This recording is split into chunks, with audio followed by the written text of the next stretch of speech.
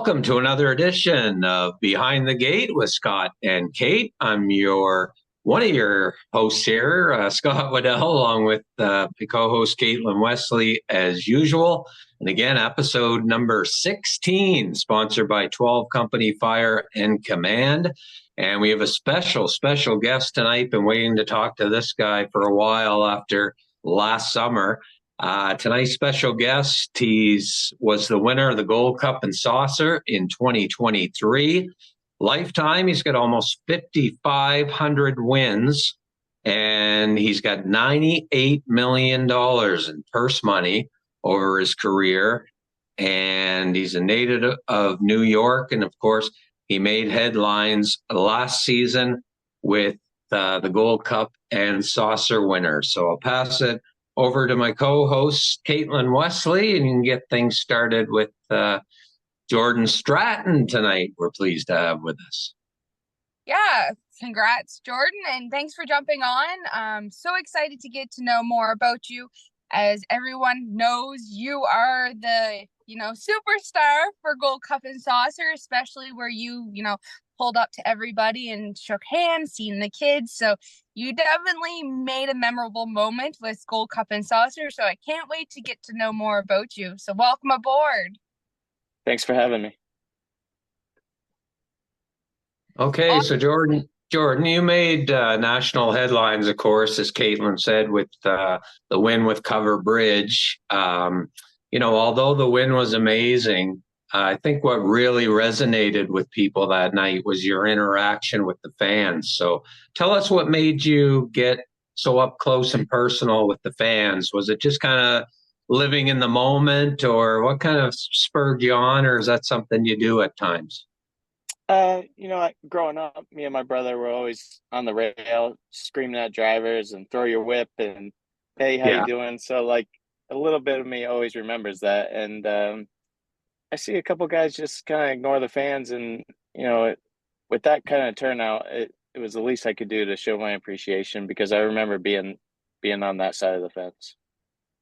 Yeah, and I know Jody Jamieson in the past, he's kind of made a name for himself, not just here, but, North America Cup nights and that. So I think it's just great what you did last year. And, congratulations on the big win. It was certainly something to see. And I think one of the most memorable Gold Cup and Saucer so far. Thank you. It was very memorable for myself too. Yeah.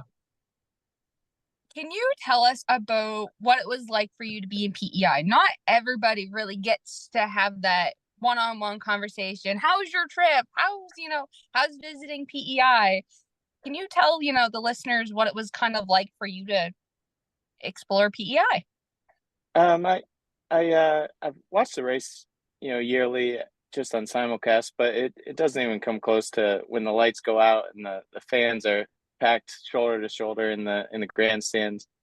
And just usually I don't get too nervous, but when I was on the track and the lights were out, it was starting to hit me a little bit. Yeah, so when you actually got the call to race in the Gold Cup trial, I'm sure that you were drop of a hat, you wanted to go. All about the history of the Gold Cup, and it's on the bucket list of a lot of drivers. So kind of tell us what that moment was like to get the drive in the trial, and then lucky enough to get in the final. Well, Jeff had always talked about it. It's been on his bucket list, Jeff Gillis, of course, to win the race. Yeah. So we always kind of talked about it, and then he made the decision to go forward. And there was a little bit of a schedule conflict. I had to be in Northfield for the 3-year-old race. I can't remember the name of it, but luckily we had a driver up there, Scott Young, did a great job, and he drove them both in the elimination, and then I was able to fly up day of the final and race them in the final heat. Okay, so go ahead, Kate.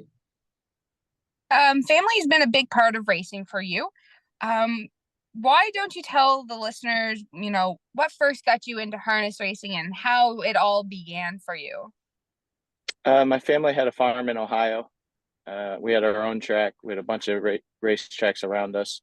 So me and my brother kind of grew up on the farm, jogging, training, playing on the manure pile, like typical Yeah. farm kids. But it just a family of racing, and that was the only goal in life, was just to be successful in harness racing. No, that's awesome. And when you look back on your career, who has been the most influential people that have driven you to succeed in harness racing? It's impossible to list everybody, but Yeah. obviously my father and my mother growing up, and then when I moved from Ohio to New York after graduation, I went to Meadowlands, so there were plenty of people there that kind of got me started and on the big time. But after that, we went to Monticello, and Claude Huckabone. I can't thank him enough. He fed me night in and night out. I'll never forget that. But just the list of everybody throughout my career, it's no one really stands out, but it's a group effort for sure. As a big driver that you are and have so many wins under your belt, I know most drivers remember that very first win that you get. Who was your first win with, and what was it like to get that first win? It was a horse my dad trained. His name was Meditator. I had boots that didn't fit, my dad's colors on, white helmet, no gloves. It was great. It was an amateur race. I came off second or third over and brushed up the backside and circled the field, and I still have the picture on my wall. It was a great feeling. That's awesome. Yeah, that's great to win with your dad's horse. Like, as you know, racing is certainly a family affair, and great to hear. So is Corey Stratton, is he your brother, Jordan? Yep, that's my brother. We didn't really see eye to eye growing up. Just kind of we're 5 years apart, but now Okay. I would light the world on fire for him. I'm so proud of him, and he really works very hard. And his wife Vicky, they do a great job. Yeah, that's awesome. Vicky, I think, just got her first win not too long ago, Yeah, too. yeah. An old horse they'd had off and on throughout his career, and they bought him just to give him a home and got him back to the barn. He was feeling good, and they're able to race 15-year-olds in the amateur events. So that was a Oh, okay. that was a great story for her. Nice, nice. So you've won a lot of big races, and besides a Gold Cup and Saucer, is what would you chalk up as your second biggest win? Uh, Definitely the first Levy I won with Bit of a Legend. I mean, he was an unbelievable horse. He was the only horse to win every leg of the eliminations and then win the final. So he went 6 for 6, and he's the only horse to ever do it. Wow. Oh, awesome. Um, what drivers do you get really competitive with that amp you up, that you get so excited, oh, I beat you, and you guys tease back and forth on the track, off the track? Like, is there certain drivers that you really like to have fun with? The McCarthy brothers at Meadowlands are great. They're just great people, always very sportsmanlike, and they always congratulate you. But growing up, Brian Sears was my idol as a driver, so it was always nice to get him right at the wire. Yeah, Brian Shore has won a lot of races for sure. Who's the fastest horse that you've ever driven, Jordan? Um, Maybe not the top end speed. Bit of a Legend is always going to be my number one, but Pete Tritton had another horse, Mossdale Connor. I mean, he was just raw speed, unbelievable. Unfortunately, he had cancer that spread throughout his body and had to be euthanized. But for those first couple starts, I think he maybe had 5 or 6 starts coming over from New Zealand. He won a big race at Chester and just never got to see the bottom of him, unfortunately. But he was the fastest for sure. Yeah, and Cover Bridge certainly has to rank up there a little bit too. He's Yeah, been one heck of a horse. and he's nothing special to look at. Just a little horse and Yeah, just average looking, but man, his heart is enormous. yeah. If you could list two or three horses over the years of racing that you've enjoyed, watching, for example, foiled again, is there any one or two or three horses that really stick out to you that, make it really like make harness racing because of them? Um, Obviously recently is Bulldog Hanover. He was just unbelievable. It seemed Yeah. hit a little unlucky in Lexington. They were trying to go for the track record and it didn't work out, but just raw speed and some beach somewhere, the greats like everyone else. Yeah, did you ever get a chance to go back and look at Annihilator and Niatros and some of the old horses? The My father actually, I think it was Annihilator, he broke him. And Okay. yeah, there's an old picture of him in the old short shorts at Lexington in front of the teletimer. Get to laugh about that. Yeah, he was a nice horse. So tell us a little bit about your weekly schedule, Jordan. I know you drive at a number of tracks. So what's it like through the week for you? Right now it's Monday through Friday at Yonkers, Meadowlands on Saturday. Stake season's starting to pick up now, so I'll do a little bit of freehold. The Dexter Cup's coming up, and then Sire Stakes through the summer, and hopefully back to PEI. Oh, awesome. Well, I was going to ask you that later on, but might as well ask you now. Do you think there might be a chance Cover Bridge might be back to try and defend his title? I hope so. He's got the rail on Monday night. Yeah, Monday night for the Borgata final. So we'll see Yeah. how that goes. But I'm sure if it's up to Jeff, he'll want to go back. Yeah, he'd probably get a nice little rest before that happens, I'm sure. Yeah. Yeah. You list off quite a few tracks that you're driving at. Is there one in particular that is like your favorite track to drive at? It would have to be the Meadowlands just because it's kind of the mecca of harness racing, and we were stabled there for a little bit when I graduated off of high school, so it's kind of got some good memories behind it. Yeah, the Meadowlands certainly one of the biggest tracks in North America, and you've certainly done well down there. So continued success there. Thank you. Just wanted to touch on something else. Of course, with sports betting now available on NFL and things like that, what do you think harness racing can do to help to grow their business and compete against that? That instant gratification that sports betting brings. Definitely speed up the product. Every sport in the world is trying to go faster and keep people engaged, and it seems like we drag and drag and drag, and people that even own horses end up just going to sleep and watching the replay in the morning. And I wish we would catch on a little bit to everyone else and kind of speed up the product.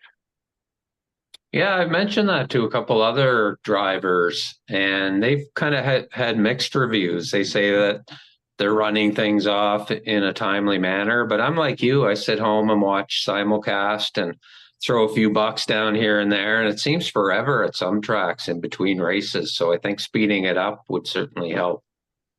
Yeah, if certain tracks were working together and there was one race going after another, it wouldn't be so bad, kind of waiting around. But it seems like tracks aren't working together and the races are going off on top of each other and just shooting ourselves in the foot. Yeah. Yeah, I agree because like with us, we have horses that we race and we found like the summer when it was extremely hot and having to wait, they were so washed out. It was just like, wow, like what's the point of racing our horses if they're already washed out before they even hit the track? Like it's not fair to them to have to wait that long or to be on the track that long. So I totally agree because I barely watched all the races and I go home and watch the replay. So I totally get what you're coming from. Yeah. Yeah. If you could or if you were to be listed on, say two or three horses in a race, how do you go about picking which horse you would, want to drive? A lot of it comes down to the bigger stables that you kind of committed to a little bit. But if multiple trainers that I work with get in together, it's usually just the best horse or who has the inside here at Yonkers. It's a big edge, but mostly just the people I work with get first choice. Awesome. I want to go back just for a moment, Jordan, to Cover Bridge's big win last summer. Just give us a quick, how you felt going into the race, and did the race go like you expected it to? There was I put a little pressure on myself being on Jeff's bucket list, and his family's there, Yeah. and and I got able to sneak over to the grandstand and experience the crowd during some of the earlier races. So I put a little extra pressure on myself, but I knew I had a sharp horse going in, and they were both great in the elimination, and I didn't really end up in the spot I thought I was going to be in the race, but ended up working out anyway. I think if I was a little bit closer, we might have been able to hit the track record. Maybe this year. Yeah, that's right. As we talked before, family, has been a big part of your racing career. You mentioned in one of your conversations about your daughter, and tell us about her. And was she at the Gold Cup and Saucer to witness you winning the big exciting race and the big crowd and the lights going out? No, unfortunately, it was just by myself. I flew up the day of the event, so it was kind of crazy. And I like to keep work and family a little separate, just so whether I win five or I don't get a check, I go home and it's just the same. But my wife and my daughter are really my rock in life. My wife's my best friend, and my daughter, I get a smile every time I see her. That's awesome. Yeah, that's awesome. So we see you on the racetrack, Jordan, but what do you like to do outside of racing on your spare time? Any hobbies or interests that might surprise some of our listeners? Right now, I just try to stay active a little bit, running and stuff. But every second goes to my daughter. Really, she's really big into gymnastics right now, and I hear so many people in racing say, "Oh, I wish I would have taken some time off racing to see my kids grow up," and I just don't want to be in that situation. So any chance I get, I try to go with her to wherever she's going or help her on her gymnastics or whatever I can do. Awesome. Over the time frame that you drove, you have amazing stats. Like I was kind of nervous, to be honest, coming on, because I was like, oh my God, I don't think I've ever talked to someone with amazing stats like that within harness racing. Do you set goals for yourself throughout the years? Not so much. I always had a goal of being leading driver at Yonkers, and I finally accomplished that a couple of years ago.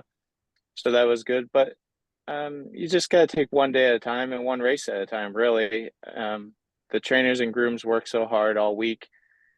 You just try to race one race at a time and be as successful as you can. But Cat Manzi told me when I first started, get used to losing because you're going to lose a lot more than you win, and try not to carry it on to the next race. And we're going to have a little fun with this last question, Jordan. I don't know how many listeners know, but the Joker, Nikolai Jokic, is a big harness racing fan. I've seen him kind of hang around Tim Tetrick a little bit. So have you had a chance to see him around the Meadowlands at all? I haven't met him personally, and I don't really follow sports much, but everybody says he's really down to earth and just loves the harness racing.